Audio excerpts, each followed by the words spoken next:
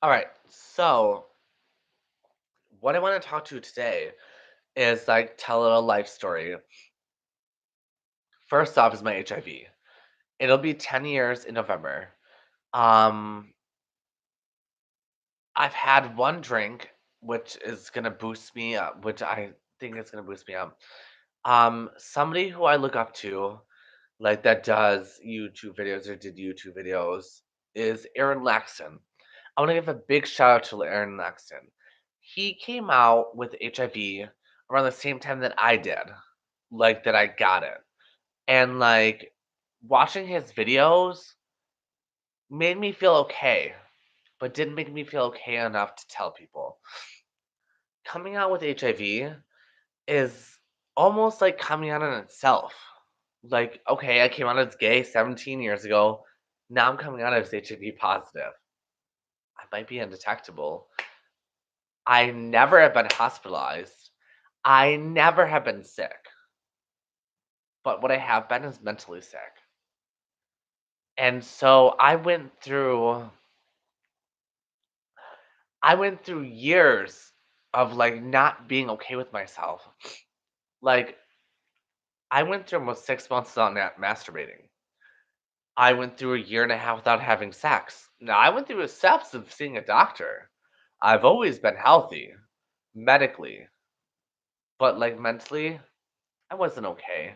And that's what people don't understand is this may be a medical disease and a disease that like might kill you medically.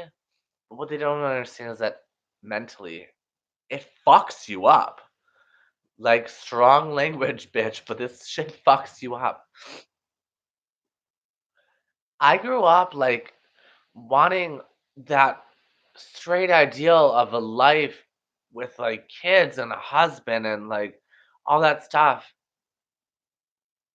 And then I got HIV and it all came crashing down. Everything I ever wanted like was done. So I was with Jeremy for 4 years. On and off. We were on and off. But like I always knew when to be back on. You know? The last stint, we were off and like I gave him an ultimatum, which was my fault. He wanted to move in someone's house as a party house, and I was ready to settle down. Like I'd been out for 6 years, but then he had been out for two, maybe a year by then, and I was ready to settle down. He wanted to move to a party house, and I wasn't okay with that. So I said, you know what? I have an apartment. You come with me or you don't. He didn't. Wasn't the answer I expected.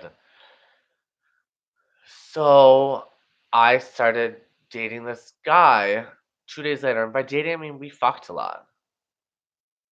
We did a lot of cocaine, which is a whole nother substance video I plan on doing. Um, and then so I got tested right after that, right before Jeremy and I got together the last time. So then there's Jeremy, there's Dakota, and then there's well, then I moved to CBL, which is a cam house. I didn't have sex in the house. People think of cam houses as like a sex house, whatever. I did not have sex in the house. I found out Dakota was living in the house, and we got into it. We brawled. I never fist fought anybody yet, but it was like we fought. I never had sex in the house. I had foreplay. Never had sex. I actually fell asleep on a dick. Anyways, whole other story. That's for my sexual promiscuity. Um, But I was good because I still had this idea of me being with somebody. But like then I came home and I had all this money. I should be in Camboy like in that time, and with my money saving, like I had all this money. I bought a Mustang. I went on these vacations. I went to New York. I went to Alaska. I went to Orlando's gay days, and still I wasn't very promiscuous.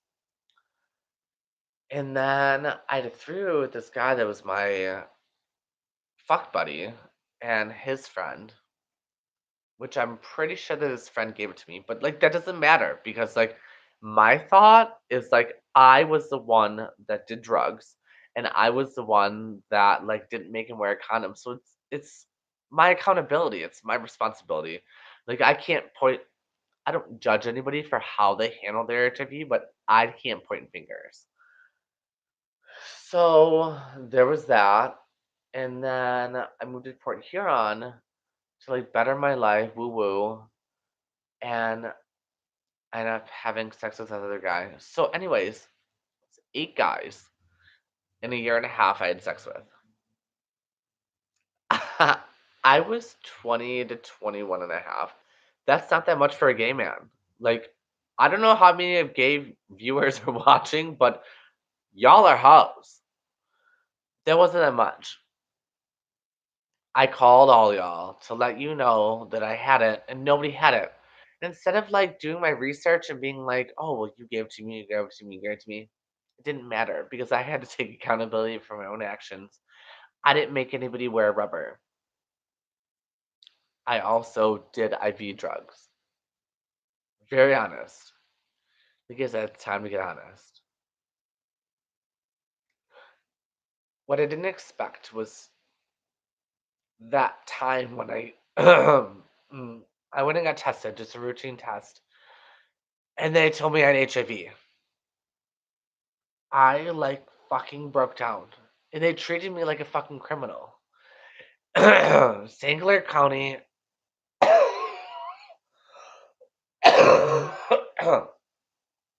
St. Clair County in Michigan, Lakeport Huron County, which is St. Clair, treated me like a fucking criminal.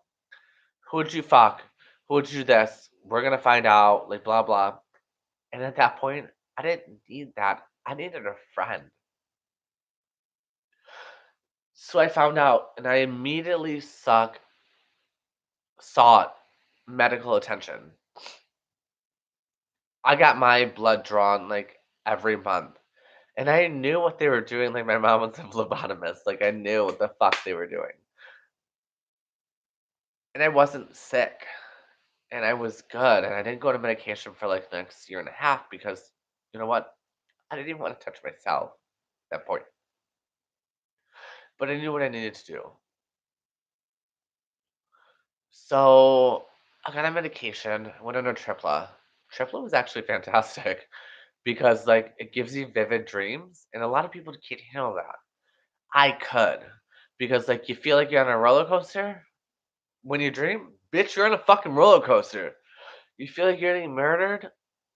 You're getting murdered in your sleep.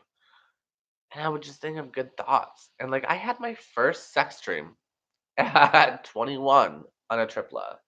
Like I wasn't even mad about it because it was okay. But I never dated because I didn't feel worthy. And let me tell you that, like, I feel now like I lost out. Like, it's 10 years later. I never felt worthy enough to, like, be worthy. So, like, fast forward, I'm hiding it from everybody. And, like, I tell people, like, my closest friends, like, I get straight friends. My best friends, Michael and Ashley. They were my rocks, and I told them they never looked at me different, they never judged me, ever, and I feel so shitty for building a wall, but I didn't love myself. I just couldn't because I'm tainted. I was tainted at the time. I'm still tainted. I still feel that.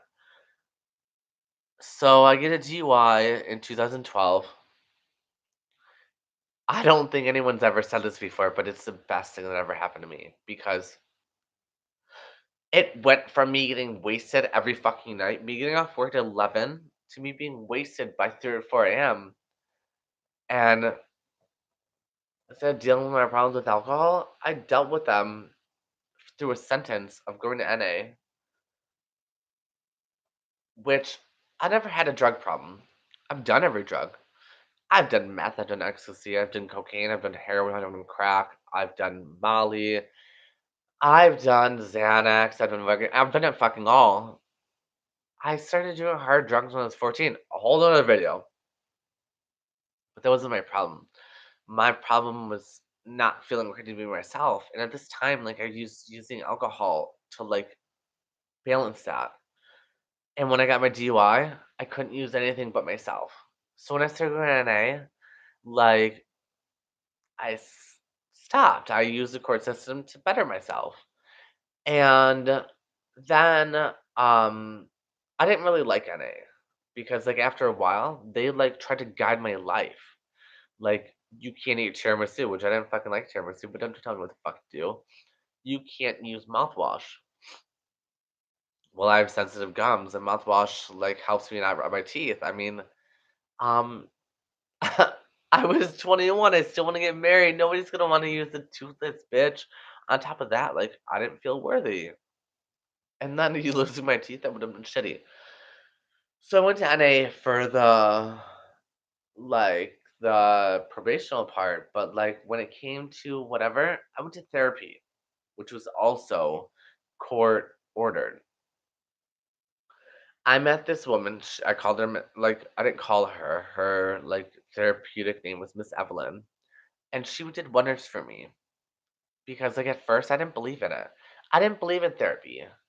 I thought they were just gonna tell me what they read in a book and like just get paid a bunch of shit. And like even though I wasn't paying the state with it, I was like, well, fuck you. Like you don't really care about me.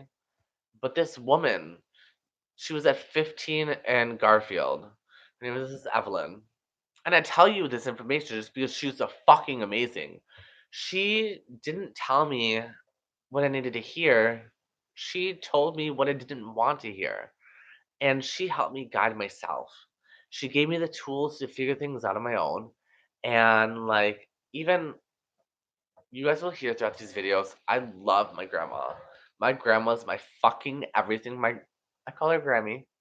She's the shit. And like she even questioned me, my therapist questioned me on how much I put on a fast tool. She says it's not healthy for me or my Grammy because I make her unhuman. Anyways, so like I got to a point to where I started to love myself because she gave me the tools. And I wasn't used to that. And I told her one day, I was like, I fucking love you. I was like, I'm gay as shit, but I love you. And she's like, that is something I hear all the time. She goes, but you can't take that. Granted, I was like, no, no, no, Miss Evelyn, I don't like love you like that. I'm gay as shit, but I love you because she helped me like love myself. And even after I wasn't court ordered, I still kept going. Well, then fast forward a little bit when I didn't keep going, and I stopped loving myself for a reason. Like I got involved with these friends, which I can't blame my friends. I can't blame those people. I blame myself for like losing my security in myself. And I don't know how I got back to this point, but what I do know is that like I shouldn't be ashamed of who I am. HIV is just a part of me, just like being gay is just a part of me. And I want everybody to know, just like I want my, you know what? No, I don't want everyone to know. I want myself to know that I'm okay and I will be okay and I'm okay with this. So that was 2012 to 2014. And then I was on top of the world and whatever. I bought a house, I went on vacations, like whatever. And I had a best, I still have a best friend. And like, he supports me physically, mentally, sometimes financially, which people think differently, which is a whole other story. I don't even know my purpose for everybody else in this video. I just know myself. I want to be okay. And what I know as being okay is that knowing that I shouldn't be ashamed. Shouldn't be ashamed of who I am. The biggest thing I'm ashamed of is having HIV. The biggest thing I feel sorry about is having HIV. I can't feel sorry anymore. I'm 30. I'm gonna be 31 in 6 months. Less than 6 months. I need to shape up because I'm not ready to ship out. Listen, this is the hardest thing I'm gonna say, and I might break down. And I'm red because I'm so afraid of getting vulnerable online. But you know what? This is what I have to do for myself. I got suicidal. Wasn't about drugs. Wasn't about dating because it's been 10 years since I dated anybody. Because I didn't feel worthy. Biggest thing I didn't feel worthy about is my HIV. That's not okay. It's not okay because it was with me. And what I want people to know, it's not just a medical disease. It's a mental disease. And I'm ready to help myself. And if helping myself means letting the world know that I'm okay and that I might have down days, but my brighter days are bigger than my down days, that's fine. Also, seasonal depression is a thing. And I feel like I like resulted from that. Like I came down here to Florida and I like got really depressed that I had no friends. My best friend like got into a serious relationship right away. And I didn't know anybody. And I started to feel a little bit depressed. But then I thought about it and I was like, things that are up north that would make me feel depressed make me want to kill myself. And I don't. I don't want to anymore. I don't slit my wrists anymore. I don't try to take pills anymore. I'm just trying to be comfortable with me. And if me trying to be comfortable with me is like making a video, let's do it. I'm disappointed in myself down here a little bit, but the best part is like I was telling everyone else.